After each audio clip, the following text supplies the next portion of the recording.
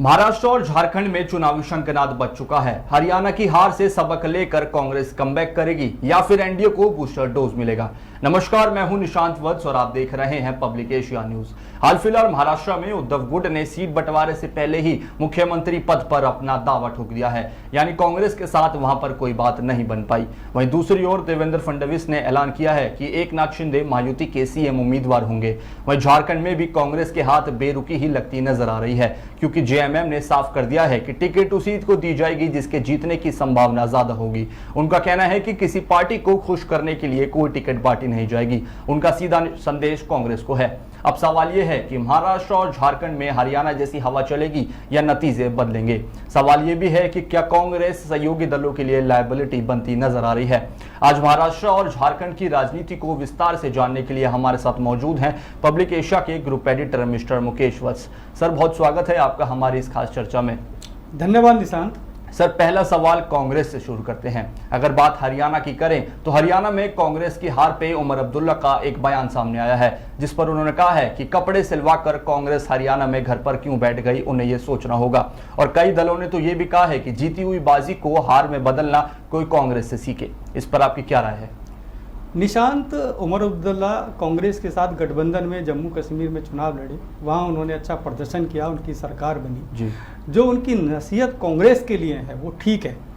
अब एक उन्होंने हास्यास्पद बात करी कि कपड़े सिलवा कर, क्योंकि हरियाणा में सबको लग रहा था कि कांग्रेस इस बार सरकार बनाएगी जी। और सब जो है जब रिजल्ट आए तो हैरान हो गए, क्योंकि वहाँ पर भारतीय जनता पार्टी ज़रूरत से ज़्यादा अच्छा प्रदर्शन कर गई और वहाँ उन्होंने अपनी सरकार बनाई।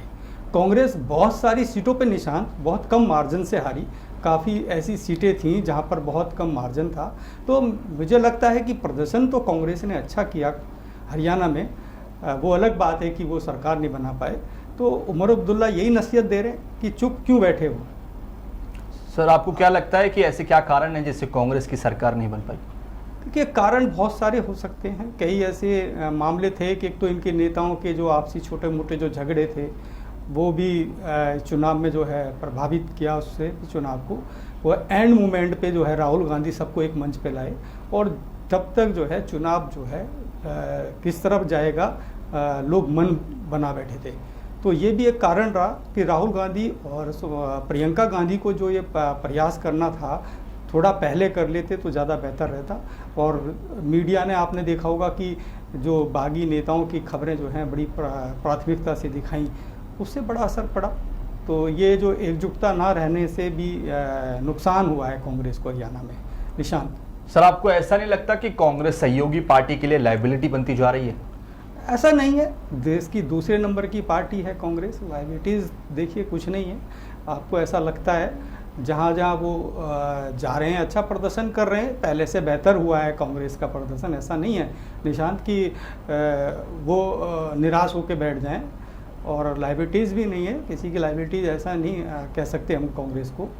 अच्छी पार्टी है, बड़ा जोश सोच के साथ राहुल गांधी, प्रियंका गांधी और बाकी नेता उनका अच्छा काम कर रहे हैं। और महाराष्ट्र में मुझे लगता है कि अच्छा करने की उनकी कोशिश रहेगी।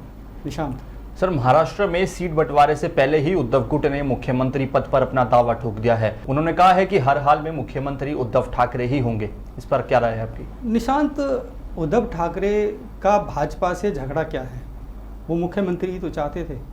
अब अगर यहाँ सरकार बनती है तो मुख्यमंत्री तो देखो उद्धव ठाकरे ही बनेंगे निश्चित रूप से। कांग्रेस को सरेंडर करना पड़ेगा वहाँ पे। देखिए, एक समय कांग्रेस वहाँ सरकार में रहती थी और बड़ी पार्टी में उसका नाम था। आज वो जो है दूसरों पर डिपेंड हो गई है। अभी उनको अपने जनाधार को बढ़ाना है और भाजपा को रोकना है।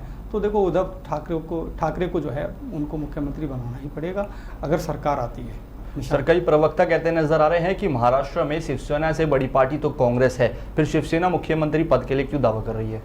देखो, अभी मैंने निशांत आपसे क्या कहा जी कि भारतीय जनता पार्टी में जब गठबंधन के साथ चुनाव लड़े थे तो इन्होंने कहा कि भी मुझे भी मुख्यमंत्री बनाओ। ठीक है, बीजेपी ने इनको मुख्यमंत्री नहीं बनाया तो इसलिए ये अपना अलग हो गए। बाद में कांग्रेस के समर्थन से मुख्यमंत्री बने, एनसीपी ने समर्थन दिया, मुख्यमंत्री बने। बाद में इनकी पार्टी टूट गई तो भाजपा ने जो है जो पार्टी टूट के अलग दल बना उसको समर्थन दे के सरकार बनवा दी। अब ये ठाकरे जो हैं कांग्रेस पर डिपेंड हो गए हैं और कांग्रेस ठाकरे पर डिपेंड हो गई है। तो दोनों देखिए बड़ी पार्टी हैं, शिवसेना का भी अपना नेटवर्क है, शिवसेना बड़ी पार्टी है, ऐसा नहीं है कि हम उसको कम आके कांग्रेस लीड करती थी इसलिए कांग्रेस को ज़्यादा लोग ये जो प्रवक्ता बोल रहे हैं कि भाई कांग्रेस को मुख्यमंत्री अपना घोषित कर देना चाहिए। देखिए ये तो प्रवक्ताओं का काम है, वो तो चाहेंगे कि ये घोषित करे तो शिवसेना नाराज़ हो जाए और इनका गठबंधन ना हो।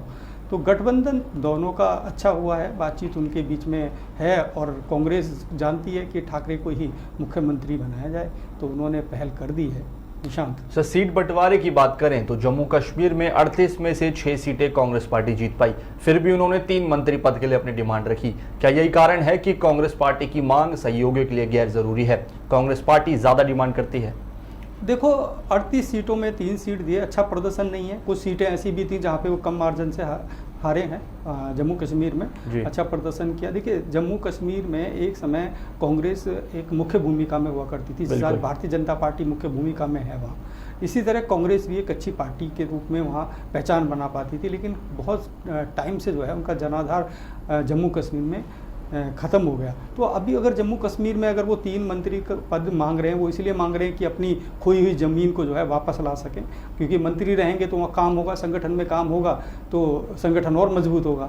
तो हमेशा उनकी डिमांड यही रहती है कि भाई ज़्यादा लोग हमारे मंत्री बने और सारी चीज़ें, और दूसरे दल ये नहीं चाहते कि ये आगे बढ़ें, क्योंकि अगर ये आगे बढ़ेंगे तो उनको नुकसान होगा, क्योंकि वोट तो उन्हीं का सब इधर से उधर होना है ना निशांत। तो इसलिए वो नहीं चाहेंगे कि भाई उनको ज़्यादा सीटें दी जाएं। जैसे अभी उपचुनाव में भी ये जैसे 10 सीटों में निशांत चुनाव हो रहा है उत्तर प्रदेश में, तो वहाँ भी कांग्रेस ने जो है कहा कि हमें 3-4 सीटें चाहिए, तो लेकिन अखिलेश यादव ने इनको 2 सीटें दी, गाजियाबाद की सीट इनको दे दी और खैर जो अलीगढ़ की एक सीट है वो दी इनको। तो ये चाहते हैं कि वहाँ भी हमें 1-2 सीटें और मिलनी चाहिए। तो ये हमेशा चाहते हैं कि भाई इनकी जनाधार बढ़े, चाहे वो उत्तर प्रदेश हो, जम्मू कश्मीर हो, चाहे अन्य राज्य हों। तो कांग्रेस क्योंकि देश की बड़ी पार्टी है तो करेगी निशांत। सर, महाराष्ट्र में किसका मुख्यमंत्री होना चाहिए अगर इंडिया अलायंस की सरकार बनती है? उद्धव ठाकरे का या फिर कांग्रेस का? नहीं, उद्धव ठाकरे ही बनेंगे, सबको पता है। उद्धव ठाकरे लीड कर रहे हैं वहाँ पे जी, और गठबंधन को भी लीड करते हैं, इंडिया गठबंधन को भी लीड करते हैं। और जो देश में आज एक मंच पे कांग्रेस के साथ वो बैठ रहे हैं, तो मुख्यमंत्री का जो प्रमुख चेहरा है वो उद्धव ठाकरे ही होंगे निशांत। कांग्रेस का कोई डिप्टी सीएम वगैरह बना देंगे, लेकिन मुख्यमंत्री तो उद्धव ठाकरे ही बनेंगे। सर, अगर झारखंड की बात करें तो हेमंत सोरेन ने इंडिया के सीट शेयरिंग का फॉर्मूले का ऐलान कर दिया है। वहीं सीट शेयरिंग के मुताबिक जेएमएम और कांग्रेस 66 सीटों पर लड़ रही हैं, जबकि आरजेडी और वामदल 11 सीटों पर विधानसभा चुनाव लड़ रही हैं। हालांकि हेमंत सोरेन के सीट शेयरिंग फॉर्मूले से आरजेडी नाखुश नजर आई है। वहीं आरजेडी ने इसे जेएमएम और कांग्रेस का एक तरफा फैसला बताया है। क्या कहेंगे इस पे? देखिए गठबंधन को लेके बात करनी चाहिए थी। अगर आरजेडी नाराज है तो उसको नाराज नहीं करना चाहिए, क्योंकि गठबंधन में वो प्रमुख भूमिका निभाते हैं, चाहे वो बिहार हो, झारखंड हो, चाहे देश की राजनीति में एक स्थान है उनका। तो आरजेडी को भी जो है सम्मान देना चाहिए था। अगर ऐसा है तो वहाँ नुकसान हो सकता है। आरजेडी को भी समय है, समय रहते जो है फिर ठीक कर लें चीज़ें, नहीं तो हरियाणा जैसी स्थिति ना हो जाए फिर, क्योंकि हेमंत सोरेन और जो कांग्रेस और आरजेडी अगर मिलके अच्छे से चुनाव लड़ते हैं तो भाजपा को टक्कर दे पाएंगे निशान। क्योंकि झारखंड में भाजपा इस बार पूरा कोशिश कर रही है और हर हथकंडे अपना रही है। तो ऐसा नहीं है कि इतना आसान हो जाएगा कि वहाँ सरकार बना पाएँ दोबारा से। ये मुश्किल हो सकती है इस बार इनके लिए, क्योंकि लोग नाराज़ हैं इनसे, काफ़ी चीज़ों से नाराज़ हैं। तो वो नाराज़गी भी जो है नुकसान देगी निशांत। सर, झारखंड में आदिवासी वोट बहुत हैं, तो कौन सी पार्टी इस बार लगता है बाजी मारेगी? ये हेमंत सोरेन का जो है वहाँ वोट बैंक अच्छा है जी, और भारतीय जनता पार्टी के भी कई बड़े ऐसे नेता हैं, कई बार वहाँ उनकी सरकार रही है जिन्होंने दम लगा रखा है निशांत, पूरी ताकत झोंक रखी है भारतीय जनता पार्टी में। बिल्कुल, आपने देखा हरियाणा का चुनाव में जहाँ जहाँ जिस राज्य में उनकी सरकारें हैं, उस सरकार का मुख्यमंत्री हरियाणा में डेरा डाला और हरियाणा में जनसभा की। इतनी मतलब मेहनत के बाद ये परिणाम आया है। हरियाणा में बहुत मेहनत की भारतीय जनता पार्टी ने, सबको लगा दिया। देखिए भारतीय जनता पार्टी ये काम अच्छे से करती है जो अन्य नेता नहीं कर पाते। जैसे अगर मैं बात करूं कांग्रेस की, तो कांग्रेस के जो प्रमुख राज्य हैं जहां जहां उनकी सरकार है, उनके लोग गए लेकिन वो प्रभाव नहीं डाल पाए जितना प्रभाव भारतीय जनता पार्टी के मुख्यमंत्रियों ने डाला। हरियाणा का चुनाव बहुत रोचक चुनाव रहा इस बार।